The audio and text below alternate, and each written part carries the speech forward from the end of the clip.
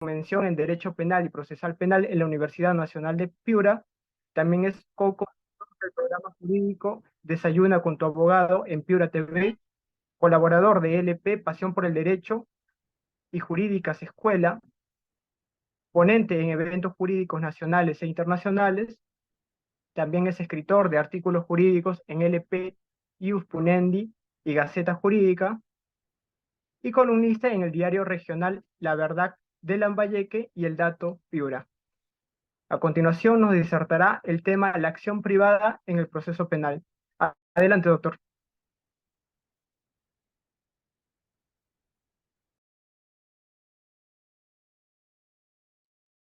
¿Cómo están? Muy buenas noches. Muchas gracias a la institución por la invitación que ha hecho hacia mi persona, en especial a Jorge Inca Quispe. Como bien lo ha dicho la persona que me antecedió, en esta oportunidad vamos a hablar acerca de lo que es la acción privada en el proceso penal. Me van a disculpar, muchachos, que en esta oportunidad no les he traído unas diapositivas, pero les tengo aquí la norma procesal penal. Bien. Nosotros tenemos que tener en claro que dentro del proceso penal, según lo ha establecido, lo ha regulado el nuevo Código Procesal Penal, está constituido por 8 procesos. Dentro de estos 8 procesos encontramos al proceso común, que como ustedes bien sabrán, o como otros ponentes ya habrán explicado, no sé si yo estoy aperturando también la sala, eh, el responsable de este proceso común siempre y su director siempre es el Ministerio Público, por lo menos primigeniamente. Y posteriormente a este proceso común vamos a encontrar otros 7 procesos especiales. Dentro de estos procesos especiales tenemos al proceso inmediato, al proceso por razón de la función pública, tenemos también al proceso de seguridad, tenemos al proceso de determinación anticipada. Si vamos al índice del Código Procesal Penal vamos a encontrar el proceso de colaboración eficaz, el proceso por faltas y también el proceso que hoy es materia de exposición, el proceso por delito de ejercicio privado de la acción penal, cuyo responsable en este proceso ya no va a ser el Ministerio Público, sino que el responsable en este proceso es el directamente ofendido. ¿Y quién lo dice? Ustedes pueden visualizar en este momento, a ver, voy a tratar de cambiar la ubicación de esto.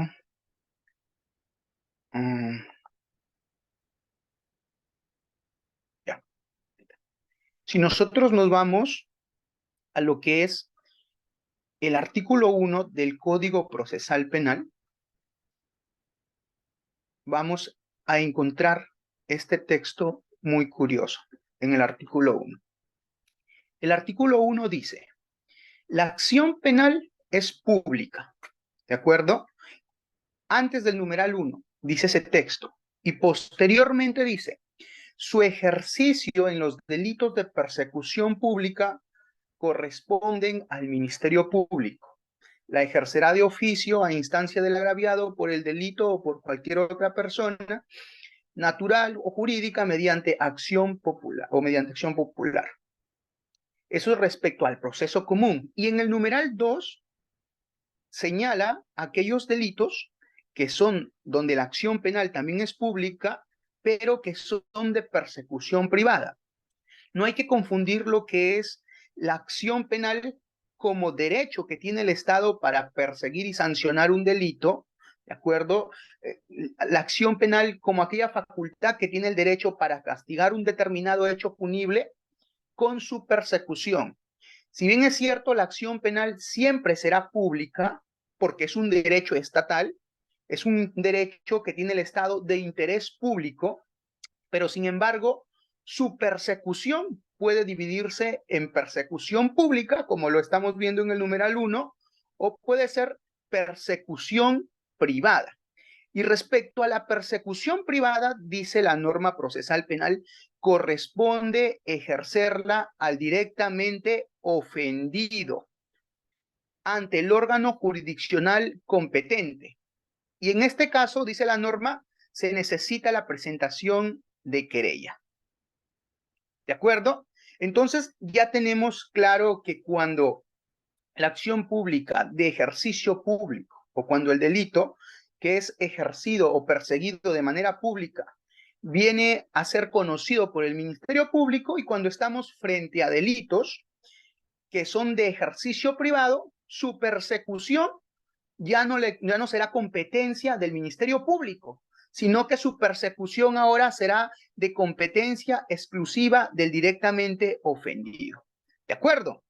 Entonces, de esto podemos plantearnos una pregunta que es, ¿cómo definiríamos el ejercicio privado de la acción penal? Ya hemos dado unas ideas principales y hemos dicho que es uno de los 7 procesos especiales, entonces el ejercicio privado de la acción penal es eso, uno de los 7 procesos especiales que ha sido instaurado por la norma procesal penal, donde la persecución delictiva será ejecutada por el directamente ofendido. Este directamente ofendido asumirá en este proceso especial el rol del Ministerio Público. Este va a, por decirlo así, pero no es el término adecuado, a suplantar al Ministerio Público por autorización de la norma, actuará como si fuera el fiscal y perseguirá el delito y lo acusará en su momento ante el juez que corresponda, ante el juez competente. En estos procesos, sí o sí, se excluye la participación del fiscal como regla general, aunque después vamos a ver que el fiscal será notificado por el juez competente respecto a estos procesos en ciertas circunstancias, pero donde su papel no tiene ninguna relevancia, no tiene ninguna importancia. Entonces, vamos a una segunda pregunta. ¿Cómo es que se ejercita en consecuencia la acción privada contra el delito? Ya hemos dicho que el ejercicio de la acción privada o ya lo ha dicho la norma procesal, se inicia a través de la interposición ¿de qué? De una querella. Aquí claramente lo dice, se necesita la presentación de una querella, el artículo 1.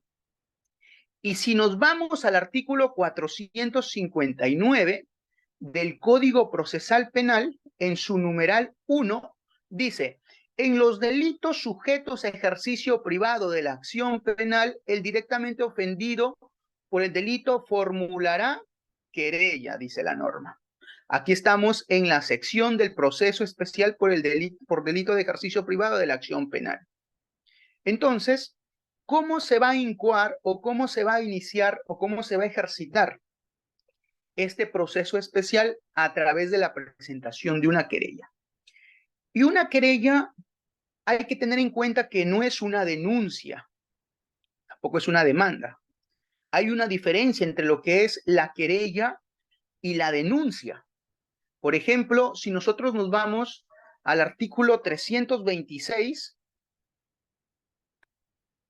del Código Procesal Penal, vamos a encontrar lo que es las reglas de la denuncia, facultad y obligación de denunciar, no obligados a denunciar, contenido y forma de la denuncia. ¿De acuerdo? Entonces, la primera característica que se desprende de estas normas, de esta norma procesal, es que la denuncia puede ser interpuesta por cualquier persona. Aquí lo dice el numeral 1. Cualquier persona tiene la facultad de denunciar los hechos delictuosos ante la autoridad respectiva. Eso es lo que dice la norma. Mientras que la querella no puede ser interpuesta por cualquier persona, sino por el directamente ofendido, salvo que tenga alguna representación, que sí se puede en este proceso, pero tiene que tener una representación expresa. No puede ser como en el caso de la denuncia presentada por cualquier persona. La norma procesal también señala que la denuncia puede ser oral o puede ser escrita. Aquí habla si es verbal y si es escrita. Entonces, esa característica no la comparte la querella. ¿Por qué? Porque la querella necesariamente exige que sea presentada en forma escrita. La denuncia procede cuando la acción penal, ya hemos dicho, cuando la acción penal es pública, ¿de acuerdo? Cuando el ejercicio de la acción penal es pública, dice la norma, para perseguirlo sea público, dice la norma, mientras que la querella, ya lo hemos dicho, procede cuando la acción penal es privada. La denuncia no exige una formalidad, siempre y cuando cumplas con narrar el hecho en materia de denuncia y señalar el nombre de las personas responsables o no.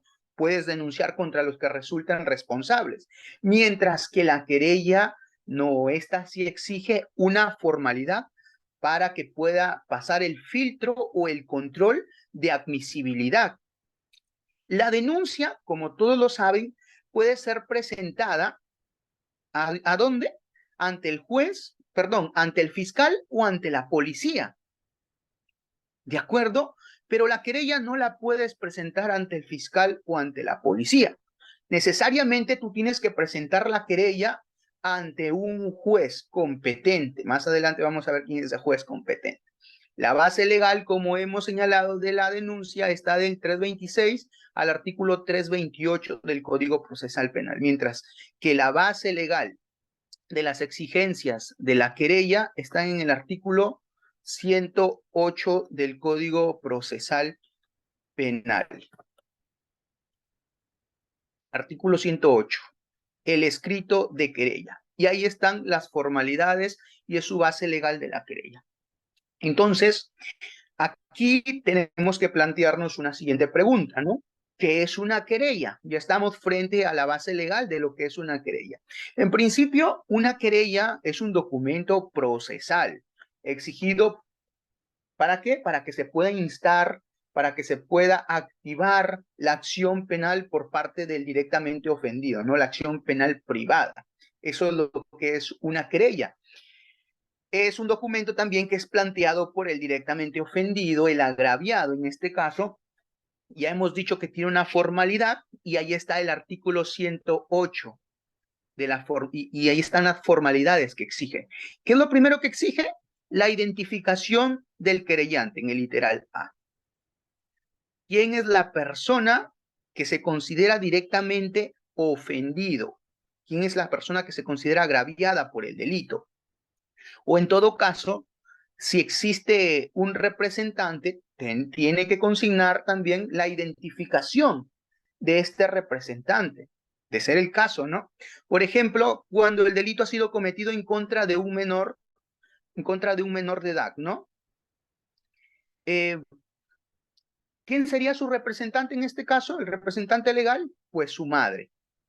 También dice la norma procesal que se exige el domicilio real y procesal, dice, del querellante.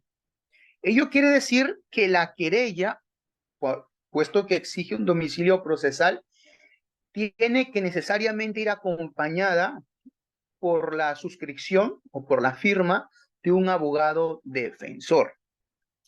Asimismo, exige el documento de identidad de la persona querellante, como lo podemos ver, los documentos de identidad o de registros. ¿Qué más tiene que contener la querella? El relato de la razón, aquí dice, relato circunstanciado del hecho punible y exposición de las razones fácticas y jurídicas que justifican su pretensión. Yo lo he resumido como el relato de las razones fácticas y de manera circunstanciada. ¿Qué es esto? Pues es la relación, así como el requerimiento de acusación, cuando es realizado por parte del Ministerio Público, aquí es la relación clara y la relación precisa del hecho que se va a imputar a la persona que será querellada. Aquí debe contenerse las circunstancias, cuáles son los antecedentes, cuáles son los concomitantes, cuáles son los subsecuentes, o también llamado hechos posteriores, ¿no? Aquí en esta imputación, en el relato de las razones fácticas, se tiene que consignar los hechos que tienen que responder a cómo se cometió el delito, cuándo se cometió el delito, dónde se cometió el delito, quién cometió el delito, con qué se cometió el delito, entre otras preguntas que son cuestiones que permiten circunstanciar los hechos, determinar cada circunstancia. Por eso tiene que ser precisa, y no solamente precisa, sino que se tiene que entender. Al igual que un requerimiento de acusación, entiendo yo, para que se pueda, pues, para que pueda ser declarada admisible, si no posteriormente el juez, como ya lo veremos más adelante, lo va a declarar que no está que no está claro, no lo entiende y te va a dar un plazo para que lo subsanes. ¿De acuerdo? También la norma dice la exposición de las razones jurídicas que justifican la pretensión. Las razones jurídicas, como lo pueden ver, que justifican la pretensión. Bien, las razones jurídicas está haciendo referencia a la determinación que tienes que poner en el escrito del tipo penal. Y no solamente tienes que identificar el tipo penal que concurre, sino también hacer el juicio de subsunción en el mismo. Hemos dicho que el querellante asume la posición del fiscal. Y si el fiscal realiza un requerimiento acusatorio, obviamente tiene que poner citar el artículo del Código Penal por el cual está persiguiendo el delito y hacer su juicio de subsunción, explicar por qué el hecho se encuadra en ese hecho tipo penal. Lo mismo pasa en la querella, solo que ahora no es el Ministerio Público, sino que en esta oportunidad será ¿quién? La persona directamente ofendida. Tiene que señalar también la participación que le atribuye al querellado, ¿no? Si fue autor, coautor, si fue partícipe, primario, secundario, instigador. Tiene que señalar todos esos detalles. También señala la norma dice que tiene que indicarse expresamente a la persona o personas contra las que se dirige. Entonces, yo lo recojo como la indicación expresa ¿de quién? Del querellado. Y para una mejor identificación del querellado, la norma procesal penal respecto al requerimiento de acusación en el artículo 349, numeral 1, si no me equivoco, dice que la identificación del imputado tiene que realizarse conforme al artículo 88, numeral 1 del Código Procesal Penal. Y si vamos al artículo 88, numeral 1 del Código Procesal Penal, al artículo 88,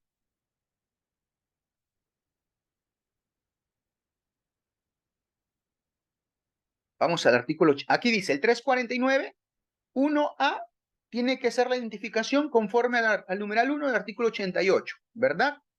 Vamos al artículo 88 y dice, ¿qué datos tiene que contener? Nombres, apellidos, sobrenombres, si lo tuviera, lugar y fecha de nacimiento, estado civil, profesión, ocupación, domicilio real, procesal, principales sitios de residencia anteriores, así como nombres y apellidos de los padres, cónyuges e hijos y de las personas con quien vive.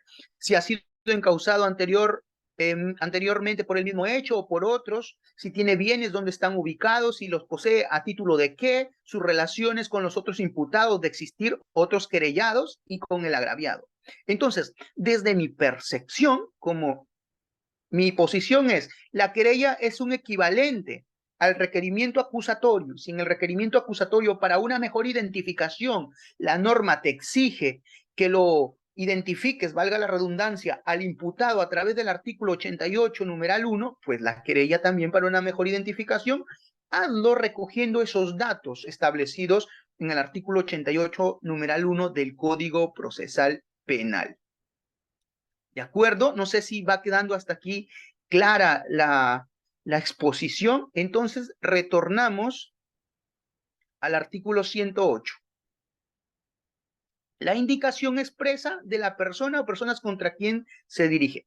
También la norma exige la precisión y dice de la pretensión penal y civil que deduce con la justificación.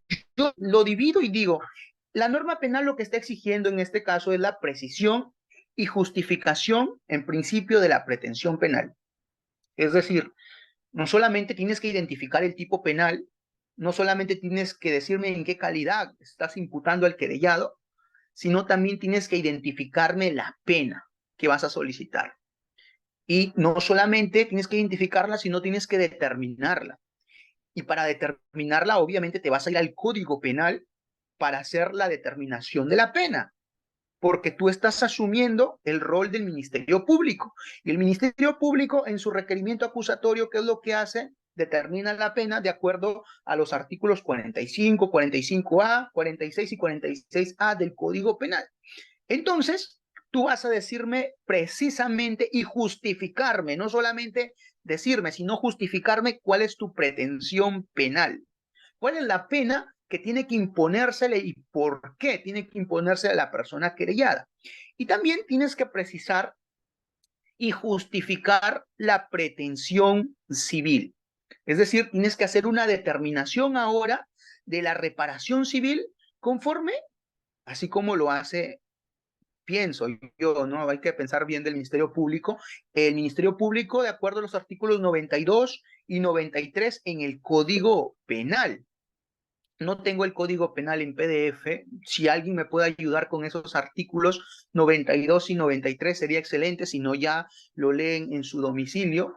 Pues el artículo 92 recoge lo que es la reparación civil, que se determina esta juntamente con la pena. Y el artículo 93 habla que la reparación civil, pues, está constituida por la restitución del bien, o comprende la restitución del bien y la indemnización de los daños y perjuicios. Es por eso que al momento de que se hace esta determinación civil, se deben precisar siempre para el aspecto de la indemnización de los daños, lo que es los elementos de la responsabilidad civil. Sin ahondar mucho en esto, bueno, he visto siempre varios requerimientos de acusación donde el Ministerio Público no ahonda sobre esto y no señala por qué y cuáles son los elementos de la responsabilidad civil. Y la Corte Suprema ya lo ha dicho en constantes jurisprudencias. Ha dicho que tienes que señalar cuál es la antijuricidad, el factor de atribución, si fue a título de dolo o fue a título de culpa. Tienes que señalar cuál es el nexo causal entre lo que es el hecho y el daño, el hecho que es la antijuricidad, y precisamente cuál es el daño, cuál es la lesión al bien jurídico protegido, dice la Corte Suprema.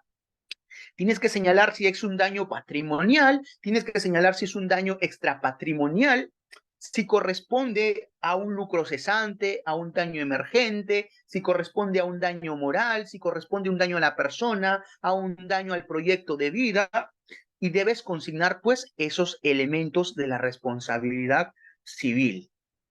¿De acuerdo? Entonces, esas son las precisiones de la pretensión penal y civil que exige la norma. Y como último elemento para el escrito de querella en la norma procesal se exige los medios de prueba.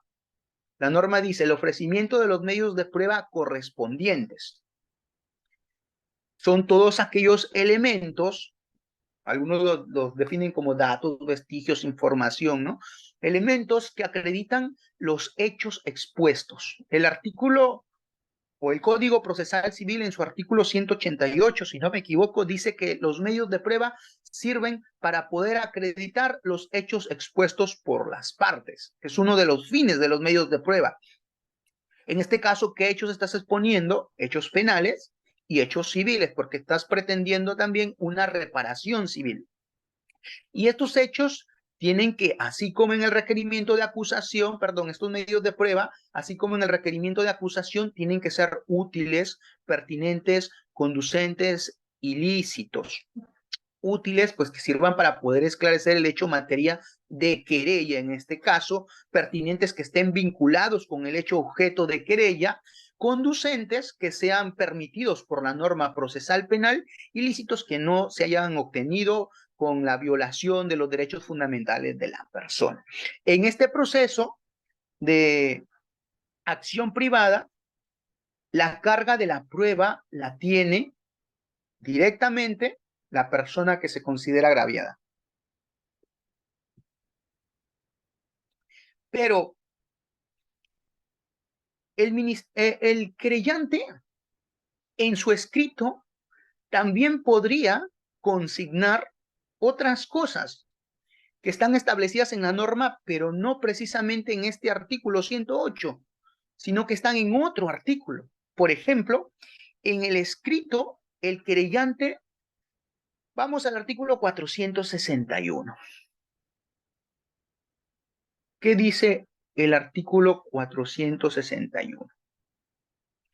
Cuando se ignore el nombre o domicilio de la persona contra quien se quiere dirigir la querella, o cuando para describir de manera clara, precisa y circunstanciadamente el delito fuera imprescindible llevar a cabo una investigación preliminar, el querellante solicitará al juez en su escrito de querella su inmediata realización. Entonces, esto, lo que dice la norma, nos hace entender que el querellante en su escrito de querella puede pedir un auxilio al Estado, un auxilio al juez. Según este artículo y este numeral 1, pues cuando no conoce el nombre o el domicilio del querellado, puede señalarlo en su escrito de querella, que necesita que se aperture una investigación preliminar para poder establecer de manera clara, para establecer de manera precisa y circunstanciada el delito. Y lo dice la norma, de manera clara, precisa y circunstanciadamente. No es lo mismo que dice el artículo 349 respecto al requerimiento de acusación, que los hechos tienen que ser expuestos de manera clara, precisa y circunstanciadamente. Entonces es por ello que se equipara lo que es el escrito de querella a un requerimiento acusatorio por parte del Ministerio Público. Y no solamente eso, sino que puede solicitar el querellante en este escrito los actos de investigación. Aquí dice, indicando las medidas pertinentes que deben adoptarse. ¿Qué actos de investigación se tienen que realizar o tiene la policía que realizar? ¿De acuerdo? Entonces, esto no lo dice el artículo 108, pero puede ser consignado en el escrito de querella. ¿Qué otro dato se puede consignar? Pues en la práctica, si bien es cierto, no lo dice la norma procesal penal, en la práctica, y tampoco se condice con lo que es el principio de gratuidad del proceso penal, pero en la práctica se te exige que acompañes tu querella con aranceles correspondientes al ofrecimiento de medios de prueba. ¿Cuánto es? No sé. No sé cuánto están los aranceles, están en el cuadro de aranceles del Poder Judicial, pero tienes que acompañar ahora esos aranceles que acreditan que estás ofreciendo medios de prueba. Pero ¿qué pasa si la querella se presenta en un proceso especial por faltas? En el proceso especial por faltas no se te exige la presentación de estos aranceles. Hay que tener en cuenta que el legislador ha dicho, tú puedes presentar una querella cuando se cometió un delito en tu contra o cuando se cometió una falta en tu contra. Lo que estamos exponiendo el día de hoy es cuando el proceso especial es por acción privada y va por querella en contra de delitos, para delitos. Pero hay otro proceso especial llamado proceso especial por faltas, y dentro de ese proceso especial por faltas vamos a encontrar que también se puede ejercitar la acción penal contra a un comportamiento que se constituya una falta a través de una querella, o puedes hacerlo a través de una denuncia directamente ante la Policía Nacional del Perú. Pero se puede hacer mediante una querella, y en la querella no se te exige pues que anexes ningún arancel, ningún pago por ofrecimiento de medios de prueba. Lo que sí pasa en el caso de los delitos. Bien, eso entonces es lo que tiene que contener el escrito de querella. Por otro lado, ¿cuáles son los delitos, muchachos? ¿Cuáles son los delitos que ameritan la interposición de una querella? Si nosotros vamos al Código Penal, espero que ahí ya me ayuden, en el Código Penal vamos a encontrar los tipos penales, ¿no? El catálogo estatal, donde se tipifican aquellas conductas que son consideradas como delitos o aquellas conductas que son consideradas como faltas. Entonces, allí vamos a encontrar qué comportamiento se constituye, valga la redundancia, como una acción delictiva. Pero por regla general, ya hemos dicho que la acción penal es pública, ¿no? Y que su persecución puede ser pública o privada. Pero por regla general, la persecución de la acción penal pública también es pública. Cuando el tipo penal no lo diga, es pública. Pero la persecución del delito será privado, o sea, la acción penal pública será por persecución privada, cuando el propio tipo penal lo manifieste, lo exprese, lo represente o lo tipifique de esa forma. Si no lo dice, es claro que estamos frente a un delito de persecución pública y no frente a un delito de persecución privada. Por ejemplo, a ver, si me ayudan, el artículo 124 del Código Penal. 124 del Código Penal. Si me activan los micrófonos, por favor, para que puedan participar. Bueno, ya no me queda mucho tiempo tampoco, pero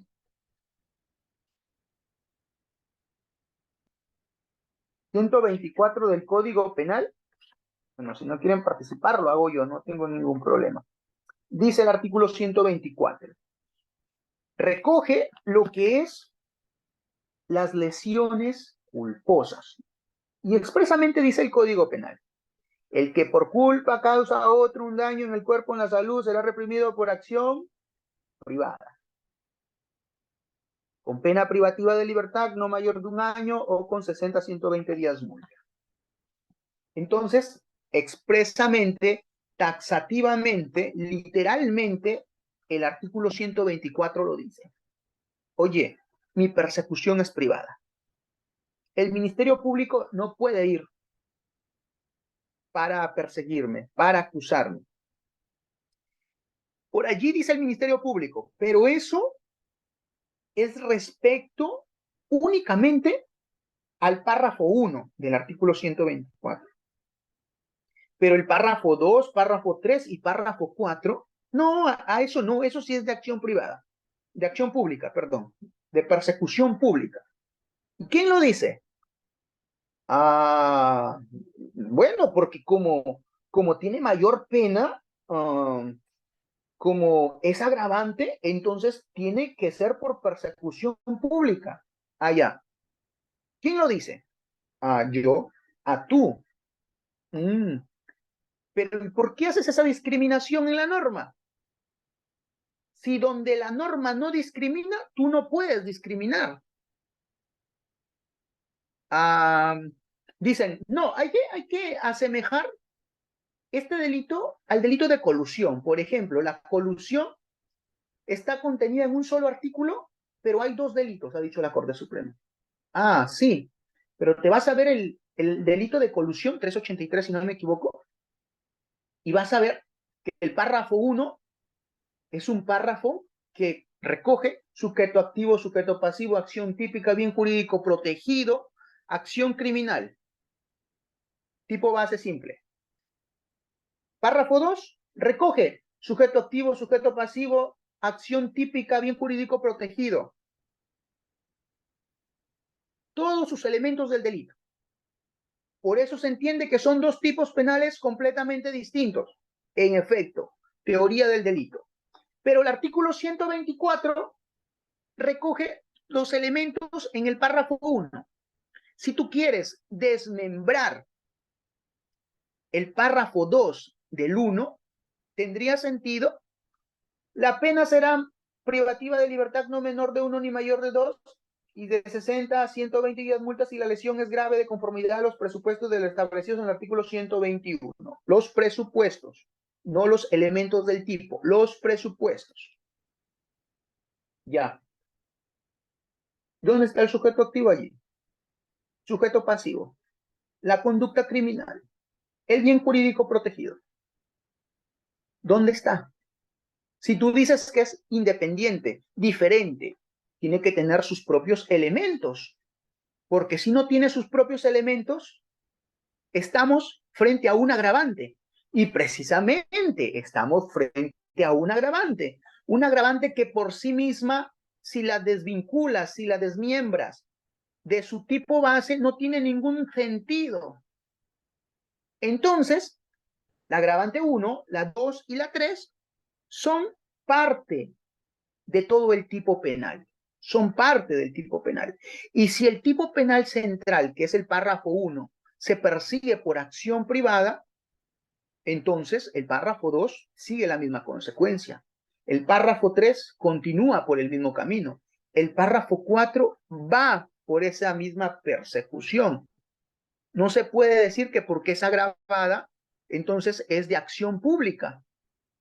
¿Pero por qué tienen estos errores los fiscales? Ustedes, abogados y estudiantes, tienen que tenerlo presente.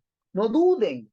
Una amiga me decía, no, pero mi amigo que trabaja en el Ministerio Público me ha dicho que no, que porque es más grave, entonces tendría que ser pública. ¿Y quién lo dice?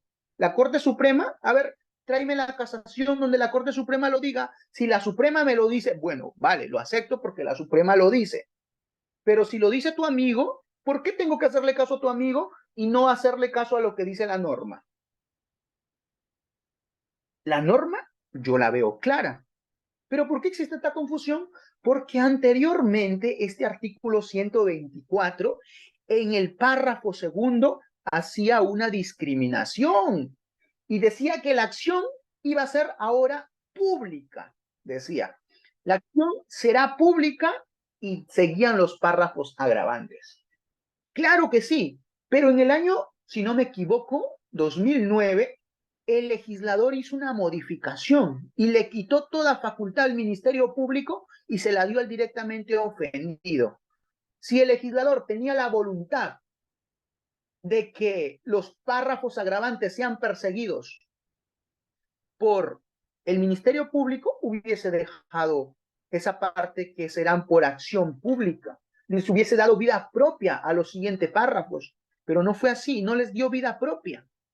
Entonces, los siguientes párrafos también son por persecución privada y no son por persecución pública. Si el Ministerio Público, como lo hace, ¿de acuerdo?, se va por esta vía, ¿qué se puede hacer? Pues ahí tenemos a los medios técnicos de defensa. Bien, eso es respecto al artículo 124. Después tenemos el artículo 130, que recoge lo que es el delito de injuria, el 131 calumnia, el 132 difamación. Y tenemos también el artículo 136 que recoge la difamación, injuria encubierta. Estos delitos también son perseguibles por acción privada. Y dice la norma en el artículo 138, el ejercicio privado de la acción penal. En los delitos previstos en este título solo se procederá por acción privada. Ah, pero existe la calumnia, o perdón, la difamación agravada. Si lo recogen en su artículo 132, párrafo segundo y párrafo tercero, difamación agravada. Ah, y como es difamación agravada, entonces la tiene que perseguir el Ministerio Público, ¿no? De acuerdo al razonamiento de algunos. Como es agravada, pues no voy por querella, voy y denuncio al Ministerio Público para que el Ministerio Público inste la acción penal. ¿Se podría o no se podría? No se hace eso en la práctica. Claro que no. Se hace a través de una querella. Están mal acostumbrados, están basándose en una ley que ya ha sido derogada.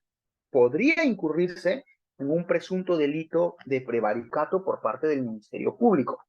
Y por otro lado nos vamos al artículo 154 del Código Penal.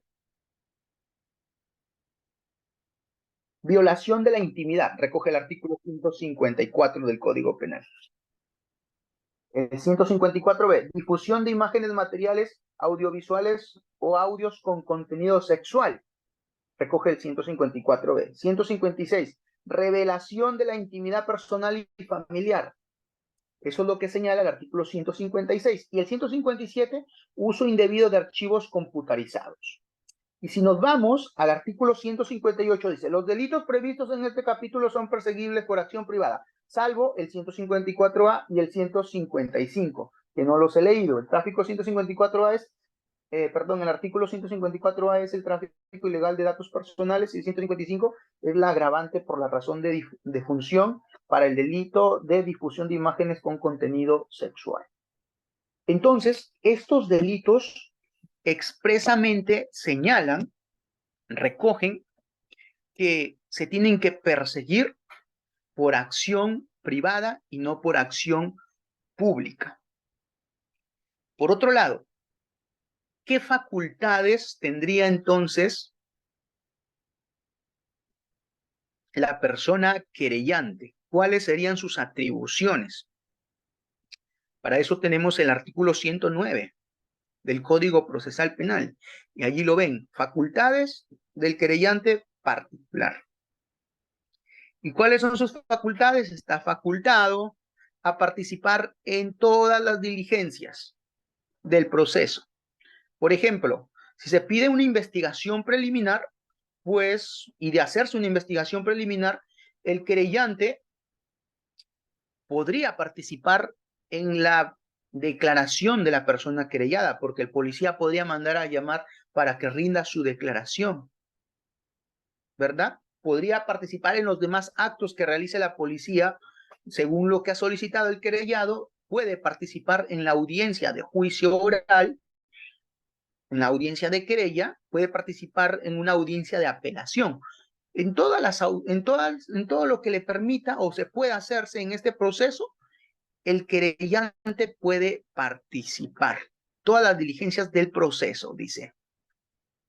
También, como hemos dicho hace un momento, el querellante puede solicitar el auxilio del Estado para poder ejercer su pretensión, para cuando en caso de que ignore, lo hemos señalado, el domicilio, quiera aclarar los hechos, para exponerlos de manera precisa, circunstanciada, puede solicitar ciertos actos de investigación. Entonces, eso también se constituiría en una facultad del querellante, aunque no esté previsto en este artículo 109, si no esté previsto en otro artículo, en el 461, pero puede hacerlo, es una facultad. 461, aquí está, del Código Procesal Penal. Y aquí dice, el juez penal, ya está ahí el juez competente, puede solicitar los actos de investigación que se puedan realizar, va a ordenar a la policía, oye, policía, haz estos actos de investigación en un término de tiempo. Ese plazo va a ser fijado por el juez penal. ¿Cuáles serían los plazos? La norma no lo dice, pero como son investigaciones preliminares, podría equipararse al plazo de las diligencias preliminares, entiendo, porque son investigaciones preliminares y no tendrían que excederse de este tipo de plazo que están fijadas, 60 por la norma procesal penal, por la Corte Suprema, extendidas hasta 180 días para realizarse las diligencias preliminares. Y en este caso, dice la norma procesal penal, cuando fije un plazo, lo pondrá en conocimiento del Ministerio Público. La norma no dice nada respecto a la participación del Ministerio Público, si es que le va a controlar el plazo o no a la policía. No dice nada, solamente que se lo van a notificar para que tenga conocimiento. ¿Para qué? No lo dice la norma. ¿De acuerdo? Entonces, regresamos al artículo 109 y dice que otra de las facultades del querellante es ofrecer prueba de cargo sobre la culpabilidad y la reparación civil. Hemos dicho que los medios de prueba sirven para acreditar los hechos. ¿Y qué hechos? El hecho de materia penal y el hecho de materia civil. Aquí lo dice, la culpabilidad, que es la materia penal, y la reparación civil. Bien, también puede interponer recursos impugnatorios respecto al hecho que es objeto penal, puede poner medios impugnatorios respecto al hecho que es objeto civil, incluso puede interponer, dice, cuántos medios de defensa y requerimientos en salvaguarda de su derecho. Medios de defensa como que es un poco contradictorio porque en el proceso penal los medios de defensa los plantea la parte de defensa técnica del imputado en contra del Ministerio Público. Bueno, el Código Procesal Penal no aclara aquí en este caso a qué se refiere. Bien, eso respecto a las facultades que pueda tener el querellante particular. Bien, otra siguiente pregunta que como ya lo han visto es ante quién se puede interponer, está claro, 459, dice del Código Procesal Penal que se interpone ante el juzgado penal unipersonal, no ante cualquier juzgado penal, porque hay penal unipersonal y penal colegiado, sino ante el juzgado penal unipersonal. Hemos dicho que en las faltas también se puede instar o también se puede introducir un escrito de querella, pero en este caso las faltas no son de conocimiento del juez penal unipersonal, sino que son de conocimiento en este caso de los jueces de paz letrado. Y en caso de que no exista juez de paz letrado, el competente sería entonces el juez de paz no letrado. ¿Cómo se desarrolla entonces lo que es el proceso por delito de ejercicio de acción penal? ¿Cómo es que se desarrolla esto? ¿Qué es lo que dice la norma? Bien, como primer punto, queda claro que el artículo 459 dice, tienes que interponer una querella, ¿no? Presentar una querella ante el juez penal unipersonal. El escrito tiene que ir acompañado, ya lo hemos dicho, por los anexos que se constituyen en las tasas, ya pagaste las tasas por el ofrecimiento de pruebas, y dice la norma procesal penal que tienes que ofrecer una copia para cada querellado.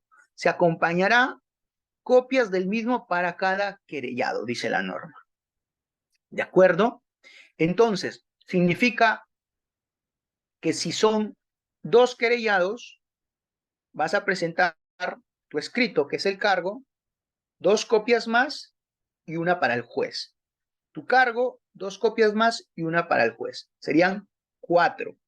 Te regresas con una queda para el juez y 2 copias para las personas querelladas. Ese sería el primer paso a realizar. Posteriormente, el juez penal unipersonal someterá lo que es la querella a un control de admisibilidad. Allí tenemos las reglas del control de admisibilidad.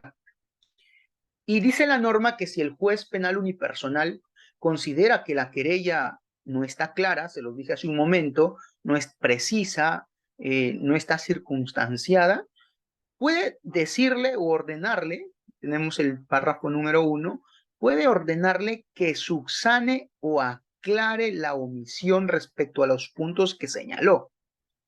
Y lo va a hacer el querellante dentro de un plazo de 3 días.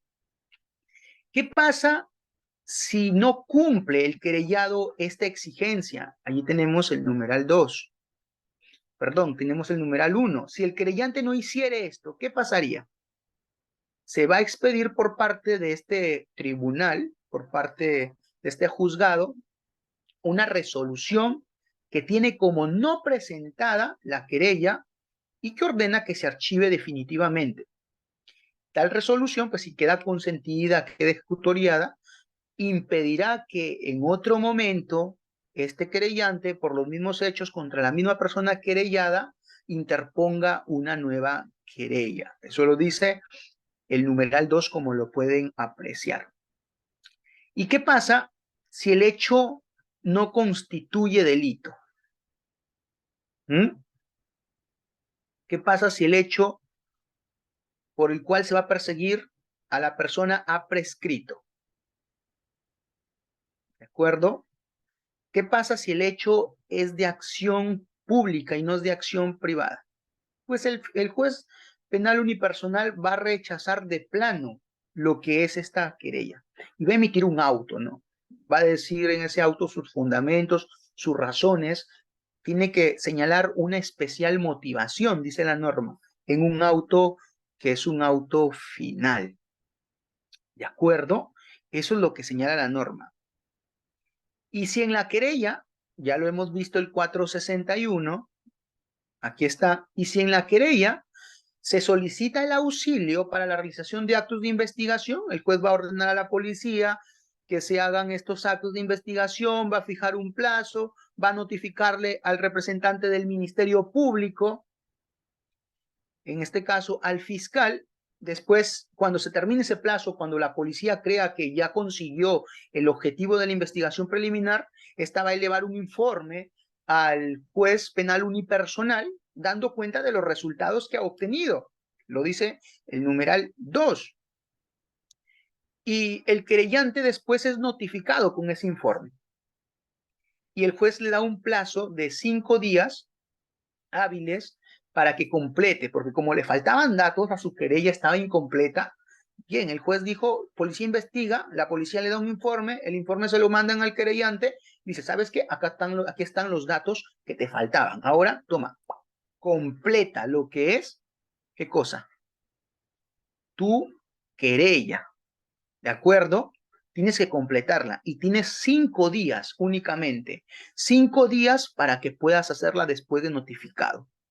Si no lo haces, tu derecho a ejercitar la acción penal va a caducar. Si no lo hiciere oportunamente, dice la norma procesal penal, caducará el derecho. ¿De acuerdo? Eso es el trámite que establece la norma procesal.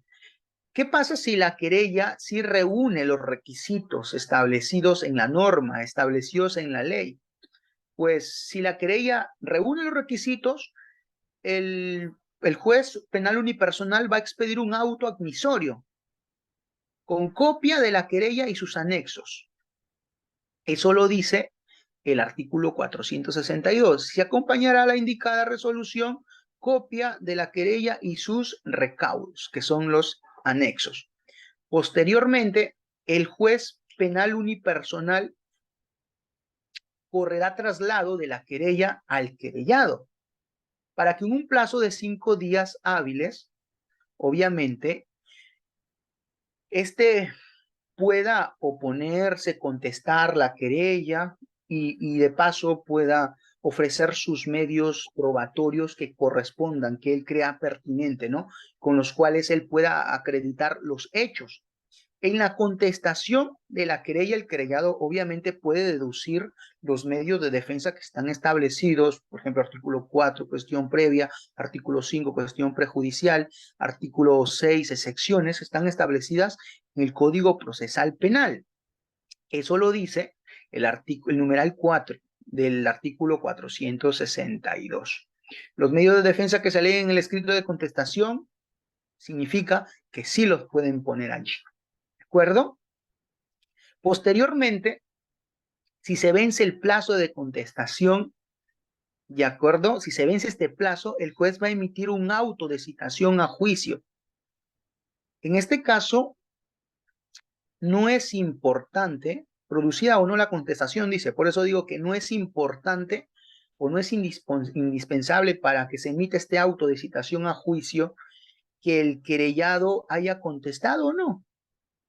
La audiencia sí o sí se va a realizar y se va a realizar dentro de un plazo no menor a 10 días de notificada y no mayor a 30 días. ¿De acuerdo?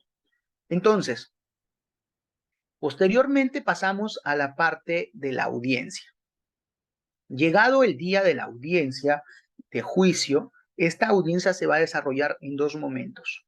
Tenemos el momento conciliatorio. Aquí la norma procesal penal lo dice claramente, ¿de acuerdo? El juez penal unipersonal va a instar a las partes, les va a decir, muchachos, lleguen a un acuerdo, concilien, pacten un acuerdo. Y si procede la conciliación, ¿qué pasa? Pues se realiza una sesión que es en un acto privado y el juez penal va a emitir un auto final por estos hechos conciliados. Aquí ya no existiría una necesidad entonces de pasar a la siguiente fase, al siguiente momento, que es el juicio, porque aquí se termina inmediatamente la acción. ¿De acuerdo? Pero ¿qué pasa si no procede lo que es la conciliación? ¿Qué pasa? Se va a levantar un acta, dice la norma, donde se consignen cuáles fueron los motivos por la cual no se aceptó la conciliación. Y allí sí, vamos a ir al siguiente momento. ¿Qué pasa si el querellante no asiste? ¿Mm? ¿Qué pasa si el querellante no asiste? Para eso tenemos que irnos al artículo 110 del Código Procesal Penal. Se considerará tácito el desistimiento cuando el querellante en particular no concurra sin justa causa a las audiencias correspondientes. ¿De acuerdo? Entonces, si éste no asiste a la audiencia de juicio, se va a entender que hay un desistimiento tácito. El juez no va a tener otra opción que sobreseer y archivar inmediatamente el caso. ¿Dónde lo dice? 462, numeral 5. Si el querellante injustificadamente no asiste a la audiencia o se ausente durante su desarrollo, se sobreseerá la causa. ¿De acuerdo? ¿Y qué pasa si murió el querellante o éste queda incapacitado para poder acudir al juicio? Los herederos pueden asumir su papel. Los herederos pueden asumir su rol. ¿De acuerdo? Ellos pueden hacerlo. ¿Quién lo dice? El artículo 465, que recoge el hecho de muerte o incapacidad del querellante. Allí lo pueden leer, muchachos. ¿Y qué pasa? ¿Qué pasa si a la audiencia quien no va es el querellado? ¿Qué pasa en el proceso común si una persona, el imputado, perdón, no participa de las audiencias? Se le notifica de nuevo, ¿vale? Y no vuelve a participar. Y tiene conocimiento de la realización de la audiencia. Pues sencillo, se aplica lo que dice el artículo 79 del Código Procesal Penal. ¿Y qué dice el artículo 79? ¿O qué recoge? Recoge la circunstancia de la contumacia. Previa constatación declarará contumaz al imputado cuando de lo actuado aparezca evidente que no obstante tener conocimiento de que es requerido, no se presenta voluntariamente a las actuaciones procesales. Eso dice la norma. Si no vas querellado, le solicito al juez que te declare reo contumaz. Y obviamente vas a aparecer con requisitoria y la policía te va a estar buscando. Serás un reo contumaz, tendrás esa condición.